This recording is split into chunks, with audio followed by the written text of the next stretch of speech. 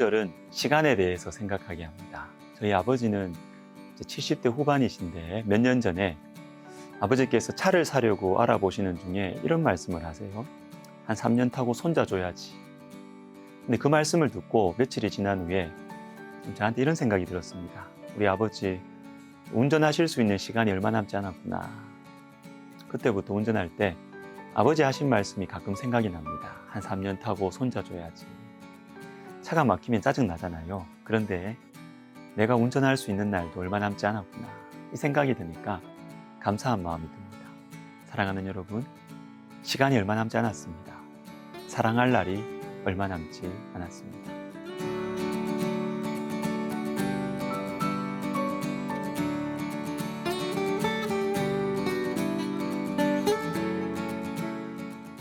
오늘 본문 야고보서 4장 17절을 읽어드리겠습니다. 그러므로 사람이 선을 행할 줄 알고도 행하지 아니하면 죄니라. 자, 이 말씀은 그냥 선을 행해라, 착하게 살아라 이런 뜻이 아니에요. 이 말씀이 나온 상황이 있는데 13절을 보시면 들으라. 너희 중에 말하기를 오늘이나 내일이나 우리가 어떤 도시에 가서 거기서 1년을 머물며 장사하여 이익을 보리라 하는 자들아. 자, 너희 중에 말하기를. 자, 너희 중에 이런 말들이 있지. 즉, 그 당시에 어떤 유행이 되는 어떤 그 말이 있었던 것 같아요. 어느 도시에 가서 1년 장사하면 돈 번다. 이런 말. 쉽게 말해서 아파트 사면 돈 번다. 어떤 주식 사면 대박 난다. 이런 사회적 분위기가 있었던 것입니다. 그렇지. 나도 1년 아껴서 돈 모아야지. 그래야 집도 사고 아이들 교육도 시키고 노후 보장도 하지. 자, 여러분. 우리가 왜 선을 행하지 않을까요? 오늘 본문에서 말씀하시는 선은 하나님께서 나에게 보여주시는 사람들을 물질로 돕는 것입니다. 근데 왜 이 선을 행할 때 주저하게 되고 미루게 될까요? 다른 이유들도 있겠지만 오늘 본문은 분명하게 말씀하십니다. 내가 내 인생의 주인이라고 생각하기 때문에. 내가 열심히 장사해서 돈 벌어서 내 인생과 자녀들의 인생을 책임져야 되니까 지금 도와줄 엄두가 나지 않는 것입니다.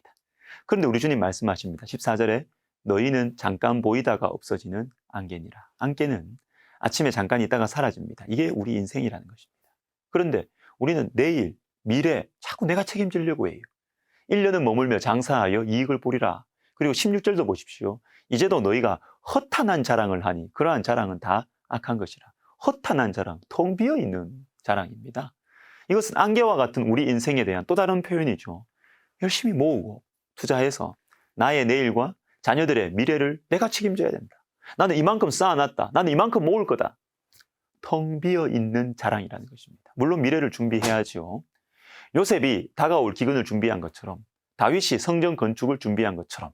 그런데 여러분, 그것은 하나님의 뜻에 따라 준비한 것입니다. 생각해 보세요. 너무 분명한 하나님의 음성이 내 마음을 터치해요. 이 사람을 도와라.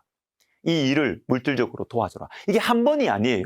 계속 마음에 선한 부담감이 생기는 것입니다. 그럼에도 불구하고 나는 내일을 위해서, 미래를 위해서 한 달 후, 1년 후를 걱정하느라 안 도와줘요. 여러분, 이것은 악한 것입니다. 악한 것. 사랑하는 여러분, 사랑할 날이 얼마 남지 않았습니다. 섬길 수 있는 날이 얼마 남지 않았어요. 주님께서 도와주라는 마음을 강하게 반복해서 주시면 빨리 도와주세요. 빨리. 늦어지면 생각이 많아집니다. 도와줘야 한다는 마음이 들 때는 빨리 행동으로 옮기시기를 바랍니다. 부모님 기다려주지 않으십니다. 자녀들 기다려주지 않아요. 나중에 돈 많이 벌면 효도할게요. 그때 안 계십니다. 부모님께 맛있는 것 보내드려야 되겠다는 생각이 들면 빨리 주문하세요. 빨리. 아빠가 좀 시간 생기면 놀아줄게. 여러분, 아빠 시간 생기면요, 자식들이 안 놀아줘요. 우리나라 아버지들 불쌍한 게 이겁니다. 아이들이 놀아달라고 할 때는 너무 바쁘고 피곤해요. 그리고 내가 시간이 나는 시절이 되면 아이들이 아버지를 피합니다. 여호수아 13장 1절을 제가 한번 읽어드리겠습니다.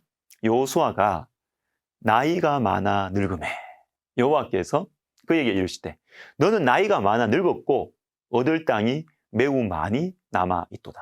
제가 이 통독을 하다가 이 부분이 새롭게 다가왔습니다. 여호수아가 늙었다? 아니 뭐 당연하죠. 여호수아도 사람인데.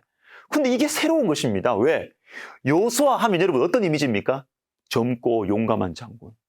모세를 생각하면 이 백발의 할아버지가 떠오르지만 여호수아 하면 어떤 게 생각이 납니까? 여호수아 본받아 앞으로 가세. 이 젊고 용감한 청년 이미지예요. 근데 여호수아가 늙음해. 여호수아도 늙는구나. 그렇죠.